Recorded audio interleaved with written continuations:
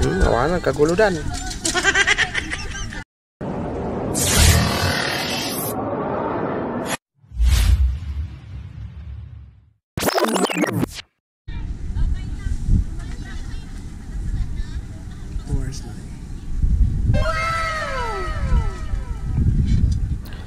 So yan guys, dito kami ngayon sa tinatawag nilang pangalan nito sa may bukiri nila.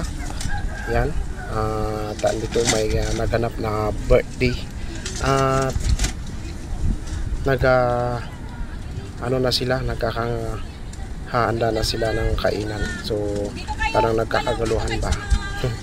So yun, kain na tayo mga guys sa ating pong tanghalian na to. Ayan o. Tingnan yung mga ulam natin dyan mga guys.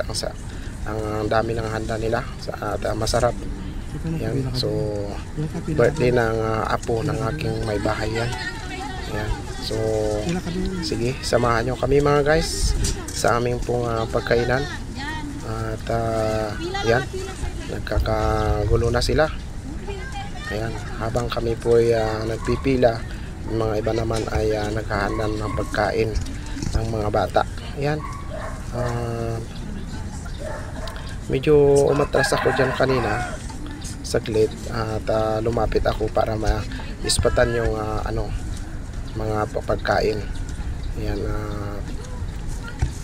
ayan, marami pang hindi nakakuha ng pagkain.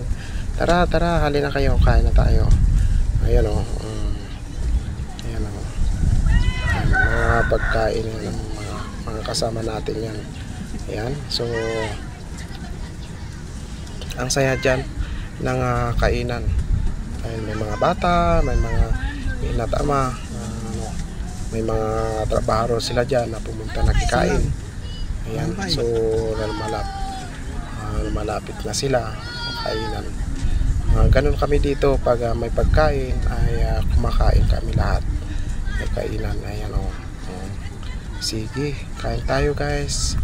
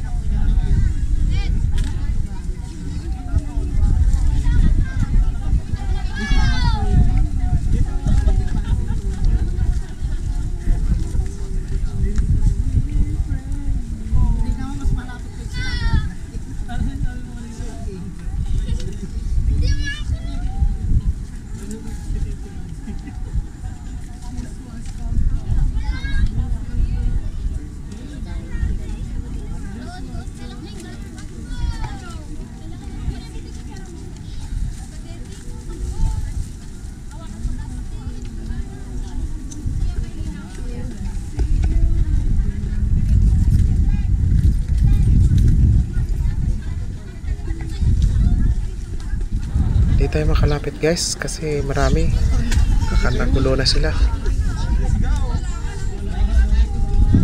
Mama, hindi kayo.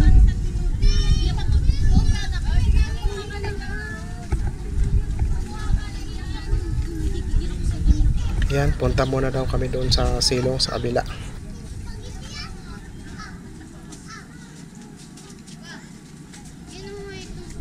Yan, habang kumakain sila ay nagkakamera ako sa mga surrounding. At yan, naspatan ko sila lahat. Ayan o. Habang umiikot ako ay wala pang nakaupo doon sa mga upuan. At yung mga batang ito ang nakita ko. At pinagtripan silang pinapanood sa kanilang pong pagkainan. At ang saya-saya nilang kumakain itong mga batang ito. Ayan o, ang mga anak pa lang ni Ate Chin yan. Ayan. At ayan o. Ayan o. Ayan ang pagkainan natin. Ayan. Ang ganda. Ayan o. Parang konti lang ang tao, pero pag andyan ka ay marami pa lang tao. Andun sila sa kabila sa isang puno. Dahil ang init mga guys, kaya kanya-kanyang dispatcha sa kanya-kanyang pwesto, sabi ko sana. Grabe. Grabe yan, ang kanya-kanyang pwesto dyan.